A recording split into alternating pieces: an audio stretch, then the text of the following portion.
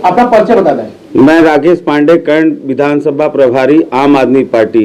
राकेश जी, आज किस तरह की पत्रकार वार्ता बुलाई गई है?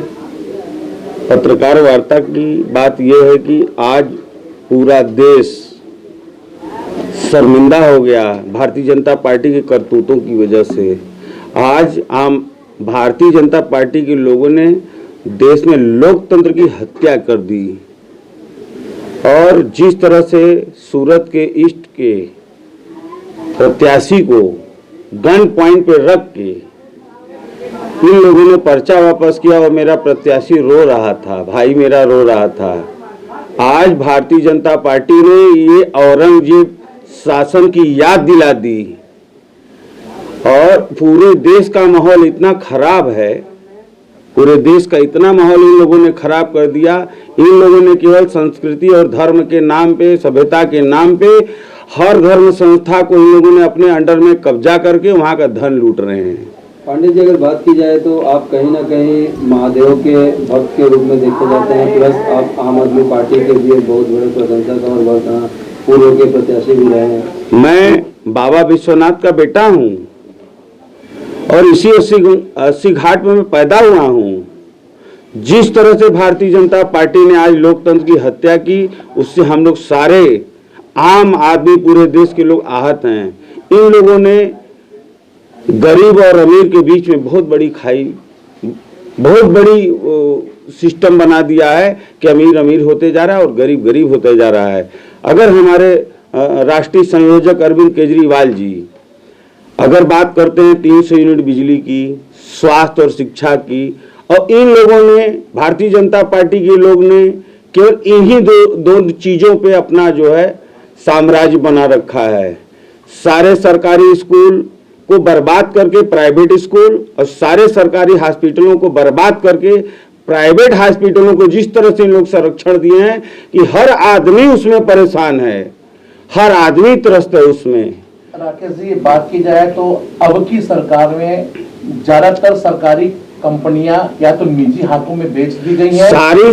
सारी सिस्टमें ये भारतीय जनता पार्टी के लोगों ने पूरे देश को बेच डाला। रेल बेचा, कोल बेचा, LIC बेच दी, सारी सरकारी हॉस्पिटल, यहाँ तक कि एम्स जो इतना बड़ा है वहां भी अब सारी सिस्टम प्राइवेट सिस्टम हो चुकी है। राकेश जी, निकाय चुनाव नजदीक है, आप मैं यही कहना चाहता हूँ सारे लोगों से कि अब Bharatiya Janata party east India company बन चुकी है। सारे लोग सावधान हो जाइए, आप लोग, देश के सारे लोग जाग जाइए, नहीं ये पूरा देश और एक एक आदमी को जिस तरह से क्रांतिकारी पैदा हुए भगत सिंह, उसी तरह से आप लोग को रोल अदा करना पड़ेगा और अपने मत के हिसाब से पैदा करना पड़ेगा। स्थानीय निकाय का चुनाव आप किन मुद्दों पर लड़ेंगे?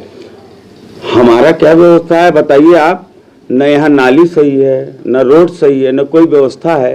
केवल मुख्य जहाँ इन लोगों को इनकम की व्यवस्था है, सरकार को जहाँ इनकम की व्यवस्था है वहाँ साफ सफाई है। बाकी जो लोग आम आदमी हैं उनके जगहों को, उनके न सड़क है, न नाली है, न पानी की व्यवस्था, सारी दुर्व्यवस्था है। चाहे आप मारुति नगर चले जाइए, चाहे आप सामने घाट के किसी क्षेत्र में चले जाइए, नगमा में चले जाइए, 80 घाट के हर गलियों में चले जाइए, सारी दुर्व्यवस्थाएं फैली हुई है। घाटों की साफ सफाई इसलिए कि केवल यहाँ पर्यटक आते हैं, पर्यटक के नाम पे ये भारतीय जनता पार्टी वाले बाबा के नाम पे, केवल कॉरिडोर के नाम पे लूट मचा रखे इस बनारस की धरती पे।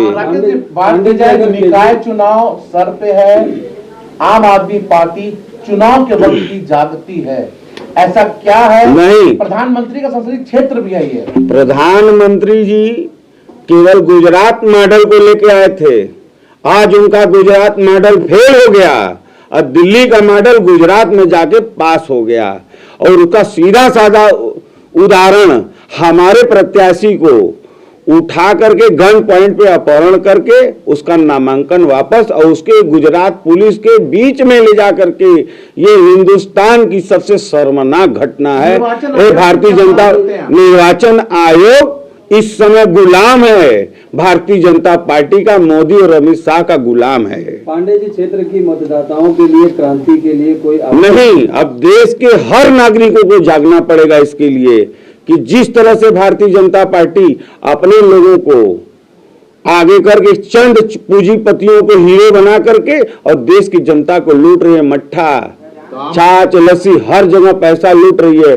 हम लोग रात में सोते भी हैं तब भी हम लोग टैक्स देते हैं, और ये लोग कहते हैं और कमा करके कुछ बैंक में रखे हैं तो इनके बड़े बड़े पूंजीपति मित्र पैसा लेके विदेशों में भाग जाते हैं। ऐसे नक्कारों को हम लोग को भगाना चाहिए देश से। इस बात को हर देश की जनता आपको समझना पड़ेगा।